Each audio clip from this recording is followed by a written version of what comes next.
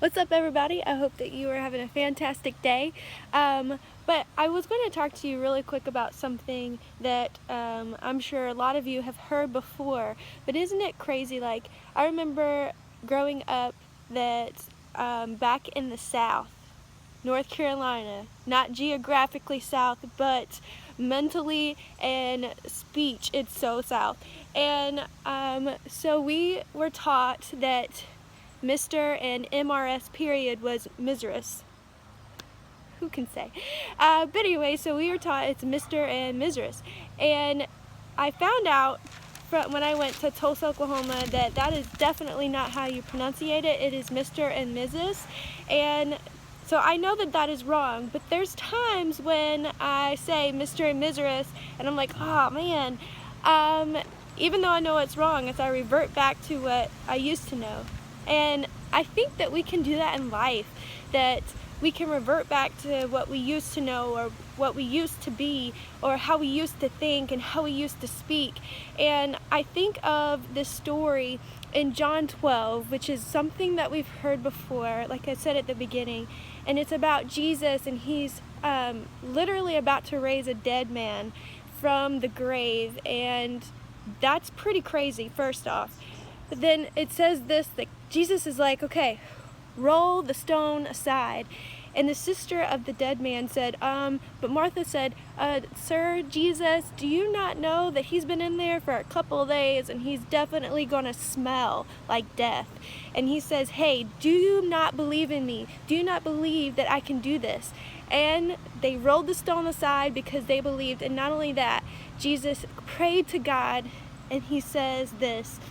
He says, Father, thank you for hearing me. You always hear me, but I say it out loud for the sake of all these people standing here so that they will believe you sent me. Then Jesus shouted, Lazarus, come out. And the dead man came out, his hands and feet still bound in grave clothes, his face wrapped in a headcloth. And Jesus told them, unwrap him and let him go. In the ESV version it says, unbind him and let him go. Isn't it crazy that Jesus, all he had to do was command with his words, and a dead man came walking out of his grave? I really believe that this is symbolic to when we come and we give our hearts to Jesus, that we have now been called out of that sinful death that we used to be in, out of our graves of our past, out of our graves of addiction, out of our graves of wrong mindsets, out of a grave of sin, into a life, the full life and glorious life in Jesus Christ, being made right with God and in right standing. And I love this picture because Lazarus, he was called out of the grave, but don't we see a lot of times ourselves and even other people come out of the grave of their sin, but yet they seem to go back into it? Have you ever seen someone, and even yourself, I go back sometimes back into my old state of mind, my old state of communication, how I used to speak, how I used to think, how I used to act. We see a lot of people get saved, and then we see a lot of people go back to their addictions, go back to drugs, go back to doing things that are not a part of the life that Jesus calls us to live. And we go back to our old grave self. We go back to our dead selves, and we try to bring them alive again, even though Jesus has already called us out.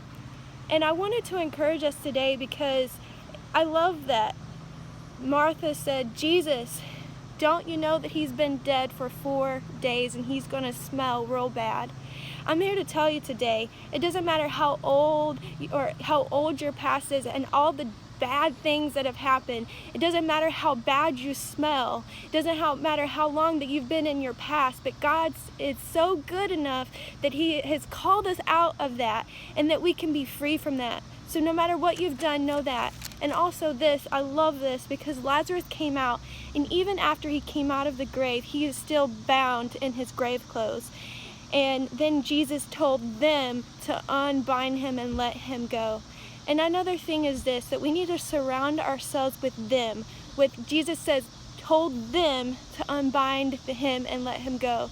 So we need to surround ourselves with people that are going to hold us accountable, that are going to help us in this process of being unbound by things of our past. For example, when you come to Jesus, everybody thinks that it's going to be peaches and cream, like it's going to be the easy walk, that your life is literally in an instant going to be perfect, and all these things are just going to drop off of your life. And there's a reason why in Hebrews 12 Jesus says, strip off all things that hinder you. Why? Because it's a process. And when we come into Christ, our old self, we have to die to that every day, because it tries to come back. It tries to come back and bring us back into bondage. But the cool thing is this, is that Lazarus came out of his grave, but he was still wearing his grave clothes. I'm here to tell you this today, that no matter what you've dealt with, no matter what past you've had, no matter what you've done in your life, it's a process. You can't expect to be perfect, but when you surround yourself with people that are going to help you in this process of taking those grave clothes off, taking that old mindset off, taking those addictions off of your life, surround yourself with people that are going to help you do that, and help you and encourage you not to go back to the way things used to be, not to the way that you used to be, but to the way that God's called you to be now, in this life, in this moment. And that's all I have for you today. I love how we can read something that we've read a lot of times and God still speaks something new and fresh and good. So I am so encouraged for this to be spoken to myself, and I pray that this is encouraging to you. Thanks for watching my 6 minutes and 45-second video. You guys are awesome. Thank you so much. Love you and have a great day.